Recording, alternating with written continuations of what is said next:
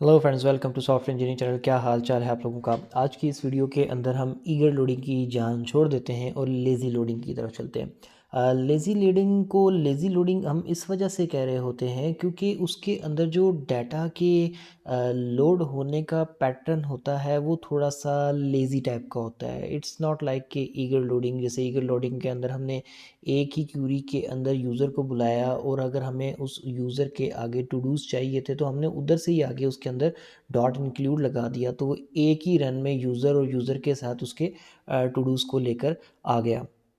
तो आप lazy loading में ऐसा नहीं करते। आप लेज़ी लोडिंग में क्या होता है कि आप एक काम लिखते हो, वो हो जाता है, फिर उसको करने के बाद अगले काम के लिए आप उसके लिए सेपरेटली एक अलग कॉल करते हो, एक अलग क्यूरी चलाते हो।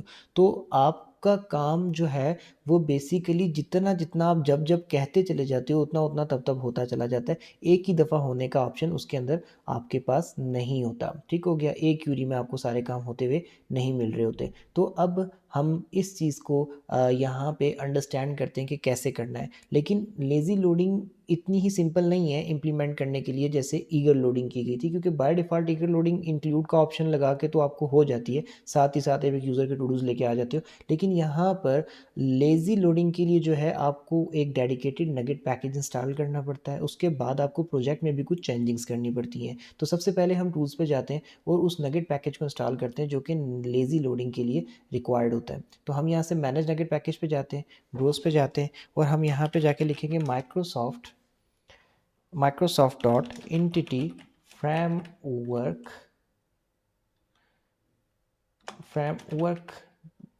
Core dot proxies. ठीक है, हमें प्रॉक्सीज का जो नगेट पैकेज है वो चाहिए। ठीक हो गया। अब इसका देखें यहाँ पे 10.0.2 वर्जन आ चुका है इस टाइम पे। आपने इस चीज़ को श्योर करना है कि आपने ये वाला इंस्टॉल नहीं करना, क्योंकि इस वक्त अगर आपको याद हो तो हमने जो अपने पैकेज इंस्टॉल किए हुए वो सारे 10.0.1 हैं। और अगर आपको याद नहीं है और आप चेक करना चाहते हैं तो आप यहाँ से अपने डिपेंडेंसीज पे जाएं, यहाँ पे क्लिक करके पैकेजेस पे जाएं और पैकेजेस के आगे आप उन सब पैकेजेस के वर्जन पढ़ लें। देखिए 10.0.1 है, तो जब इंटिटी फ्रेमवर्क कोर के बाकी सारे के सारे नगेट पैकेज जो सपोर्ट के लिए यूज़ कर रहे हैं, जब वो 10.0.1 पर हैं तो हमने इसको भी 10.0.1 वाला ही करना होगा। अगर हमने 2 कर दिया जो कि लेटेस्ट आ चुका है एट दिस टाइम जब इंस्टॉल कर रहे हैं, तो फिर काम ख़राब हो जाएगा। या तो बाकी सबको भी आप अपडेट करके 10.0.2 पे ले आओ। अगर आपने उनको अपडेट नहीं करना है तो इट्स बेटर कि आप इसको वापस 10.0.1 पे ले जाओ। अभी यहाँ पे थोड़ी देर में आपके सामने लिस्ट यहाँ पे वर्जन्स की लोड हो जाएगी। अच्छा, अभी यहाँ पे आ जाएगी थोड़ी ही देर में। थोड़ा सा लैग कर रहा है शायद इस इंटरनेट स्पीड की वजह से, बट द पॉइंट इज़ कि आपके पास अभी ही कुछ देर में यहाँ पे आपका 10.0.1 का वर्जन शो हो जाएगा। आपने उसको चूज़ करके फिर यहाँ से आपने ई एफ कोर के अंदर अपने जो ई एफ कोर ट्यूटोरियल का जो प्रोजेक्ट है उसको यहाँ से सेलेक्ट करके तो इंस्टॉल कर लेना है। सो मैं दोबारा से इसके ऊपर क्लिक करता हूँ, फिर यहाँ से मैं लोड करता हूँ। थोड़ी ही देर में यहाँ पर सारे वर्जन लिस्ट आ जाएगी हमारे सामने, बस थोड़ा सा इंतज़ार कीजिए। ओके जी, सो लिस्ट आ चुकी है यहाँ पर। अब हम यहाँ से 10.0.1 सेलेक्ट करते हैं, इंस्टॉल का बटन दबाते हैं, अप्लाई करते हैं, आई एक्सेप्ट पे क्लिक करते हैं और देखें फिनिश आ गया। इसका मतलब नगेट पैकेज इंस्टॉल हो चुका है। इस नगेट पैकेज के इंस्टॉल होने के बाद प्रोग्राम डॉट सी एस में आपको जाना होगा।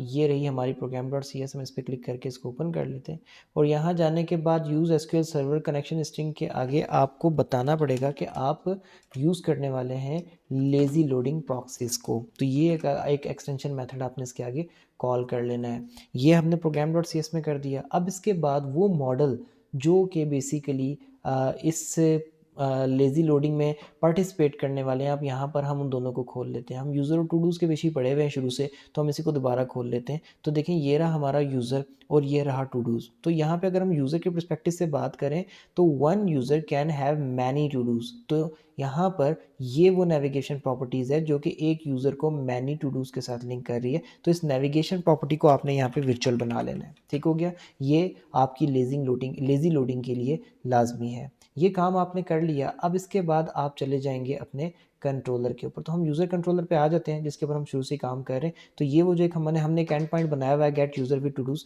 अब यहाँ पे हम देखेंगे कि लेज़ी लोडिंग किस तरीके से काम करती है। देखें, अगर आपको याद हो, ईगल लोडिंग में हमने क्या किया था, यूज़र को चूज़ किया था और उसी के आगे जनाब आगे इंक्लूड लगा दिया था, तो एक ही रन के अंदर हमें सारा डाटा मिल गया था। लेकिन जब लेज़ी लोडिंग में काम होगा तो कैसे होगा, हमने यहाँ पर वैर यूज़र लिख दिया, इसके बाद अंडरस्कोर हम क्या करते हैं, कॉन्टेक्स्ट पे जाते हैं, डॉट TBL यूज़र को उठाते हैं और उसके अंदर से मैं कहता हूँ वो पहला रिकॉर्ड, फर्स्ट रिकॉर्ड जिसके अंदर जो यूज़र है उसकी जो ID है वो 1 के इक्वल है, तो उसको लेके आ जाओ। तो अब देखें इससे क्या होगा, सिंपली एक क्यूरी रन करेगी और वो यूज़र का रिकॉर्ड लेके आ जाएगी जिसकी ID 1 है और उसको यूज़र के वेरिएबल में रख देगी।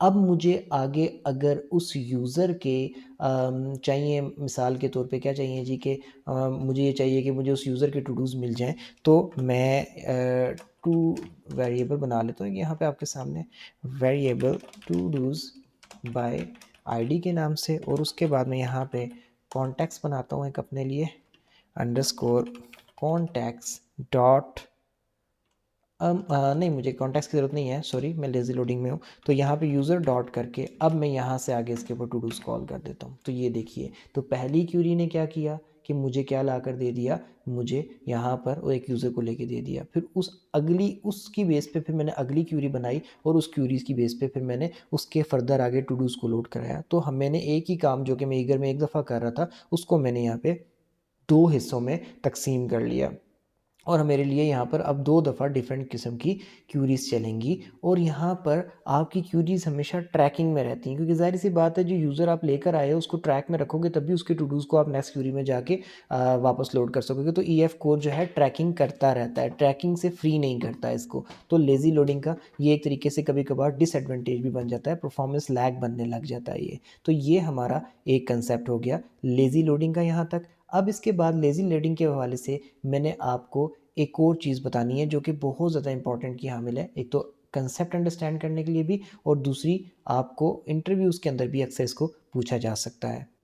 अब मैं लेज़ी लोडिंग के थ्रू यहाँ पर एक से ज़्यादा यूज़र्स को उठाता हूँ, variable users is equal to underscore context dot TBL user dot to list. तो अब आपको पता है कि मैंने जितने भी यूज़र्स थे उनकी पूरी की पूरी लिस्ट उठा के यूज़र्स के वेरिएबल में रख ली है। अब मैं यहाँ पर एक फॉर ईच लूप चलाता हूँ और फॉर ईच लूप में मैं कहता हूँ कि यहाँ पर जो यूज़र्स है इसके अंदर से हम एक एक आइटम उठाएंगे, यानी कि एक एक यूज़र को उठाएंगे। उसके लिए हम क्या करेंगे, स्क्रीन पे दिखाने के लिए let's say console dot write line ही कर देते हैं यहाँ पे हम, कि हम उसको कंसोल पे दिखाने के लिए हम यहाँ पर क्या करेंगे कि हर एक आइटम के टू डूज़ में जाएंगे और टू डूज़ में जाके उसके टू डूज़ को काउंट करेंगे कि एक आइटम के टू डूज़ कितने हैं। तो अब यहाँ पर क्या होगा कि इस क्यूरी ने एक दफ़ा चलकर तमाम यूज़र्स को उठा के यहाँ पे लोड कर दिया। अब फॉर ईच लूप कब तक चलेगी, तब तक जब तक हमारे पास यूज़र की कलेक्शन में बहुत सारे यूज़र्स हैं। अब फॉर ईच लूप क्या करेगी, हर यूज़र्स की कलेक्शन में से हर दफ़ा एक यूज़र को उठाएगी और उस यूज़र के टू डूज़ को उठाएगी और फिर उसको आगे काउंट करके हमें बताएगी कि कितने उसके आगे जो है हमारे पास कितने जो है उसके टू डूज़ पड़े हुए हैं। तो यानी कि पहली क्यूरी चली जिसने तमाम यूज़र उठा के रख दिए हमारे पास, और दूसरी क्यूरी कितनी दफ़ा चलेगी, हर एक यूज़र के लिए एक नई क्यूरी चलेगी। फॉर ईच लूप हर बार घूमेगी, हर बार जो है एक नई क्यूरी चलेगी। तो अब कितनी बार चलेगी हमें कुछ नहीं पता।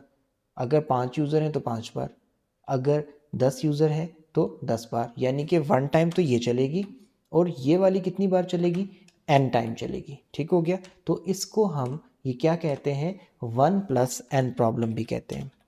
1+n प्रॉब्लम क्यों कहते हैं, क्योंकि आपके पास अगर रिकॉर्ड बहुत ज़्यादा हैं तो पहली दफ़ा तो आपने पहले टेबल ए के अंदर से जो मैन रिकॉर्ड्स हैं वो लोड करा लिए, जैसे कि यूज़र्स के। अब आपने उससे अगले रिकॉर्ड ऑन डिमांड लोड कराने with the help of for each loop किसी कलेक्शन के अंदर से। तो अब हर एक रिकॉर्ड के लिए एक एक दफ़ा क्यूरी चलेगी। रिकॉर्ड अगर 2-4 हैं तो फिर तो चलो ठीक है, लेकिन रिकॉर्ड्स का आपको खुद भी नहीं पता कि कितने हैं, तो समझ लें कि जितने भी हैं उतनी ज़्यादा क्यूरीज आप चला रहे हैं। तो ये 1+n यानी कि n नंबर ऑफ क्यूरीज चलेगा। अगर n की वैल्यू 10 है तो वो 10 और प्लस 1 ये 11। अगर n की वैल्यू 100 है तो वो 100 और प्लस 1 ये 101। तो इतनी क्यूरीज चलेंगी आपकी हर बार। तो ये इतनी क्यूरीज चलना आपकी परफॉर्मेंस के लिए अच्छी बात तो नहीं है। इससे बेहतर तो ये था कि आप ये काम ईगर लोडिंग से कर लेते। तो ईगर लोडिंग के अंदर यही काम अगर होता तो वो कैसे होता, अब हम उसको भी देख लेते हैं। हम इसको मिटाते हैं यहाँ से, और इसको मिटा के हम दोबारा से यहाँ पे लिखते हैं variable users is equal to underscore contacts, oops sorry, underscore contacts dot tbl user dot include, क्योंकि हम यूज़र की बात कर रहे हैं और उसको किसको, टू डूज़ को इंक्लूड करके पूरा लिस्ट में रख लिया। अब दोबारा से हम क्या करते हैं, फॉर ईच लूप चलाते हैं। हम यूज़र्स के ऊपर फॉर ईच लूप चला रहे हैं और यहाँ पर जाके क्या करते, simply console dot write line में सेम काम आपको ईगर से करके दे रहा हूँ ताकि आपको आइडिया हो जाए कि 1+n क्यूरी प्रॉब्लम कैसे इसमें नहीं आता और कैसे उसमें आता है। तो आइटम डॉट करके todos dot count. Now यहाँ पर क्या टेक्निकल है, यहाँ पर टेक्निकल ये है कि पहली बात ये कि देखें ये हम एक प्रॉपर्टी यूज़ कर रहे हैं, ठीक है, काउंट वाली। और ये देखें यहाँ पर हो क्या रहा है कि एक ही दफ़ा क्यूरी चली और उस क्यूरी के चलने पे हमने जितना भी डाटा, यहाँ पे क्यूरी हमने बकायदा एग्जीक्यूट कराई है क्योंकि आगे टू लिस्ट लगा हुआ है। तो जितना भी डाटा हमें मिला हमने एक ही दफ़ा उसको डाटा को उठा के ला के सारा का सारा यूजर्स में रख लिया है। तो ये 1 क्यूरी चल गई। इसके बाद यहाँ पर आगे कोई भी n नंबर ऑफ़ क्यूरीज नहीं चली क्योंकि रिकॉर्ड सारे हमारे पास मेमोरी में थे और मेमोरी में पड़े हुए रिकॉर्ड के आ गई काउंट का ऑपरेशन हमने कॉल करके, प्रॉपर्टी हमने कॉल करके। तो हर एक यूज़र के आइटम को उठा कर तो उसके टू डूज़ की हमने गिनती कर ली। लेज़ी लोडिंग में यहाँ पे n टाइम क्यूरी चल रही थी, जबकि इस पूरी फॉर ईच लूप में ईगर लोडिंग में 1 टाइम भी क्यूरी नहीं चलेगी। क्योंकि क्यूरी क्यों चलाना, डाटाबेस से क्यों बात करना, डाटा तो हमारे पास यूजर्स में मौजूद है। So this is the man point. तो वो हमारा जो पिछला कंसेप्ट था वो लेज़ी लोडिंग था, और अभी सेम चीज़ को मैंने ईगर लोडिंग से दोबारा करके तो आपको कंपैरिजन करके भी दिखा दिया। तो आई होप सो कि आपको ये चीज़ समझ आ गई होगी कि लेज़ी लोडिंग का क्या कंसेप्ट होता है और ईगर लोडिंग का क्या कंसेप्ट होता है। ईगर लोडिंग तो खैर हम पहले कवर कर ही चुके थे, इस बार हमने बड़ी डिटेल में बड़े अच्छे तरीके से लेज़ी लोडिंग को भी कवर कर लिया। तो अगर आपको वीडियो अच्छी लगी हो तो प्लीज़ लाइक कर दीजिए, वीडियो को सब्सक्राइब कर दीजिए चैनल को। दोबारा मिलेंगे नेक्स्ट वीडियो में, तब तक के लिए अल्लाह हाफिज़।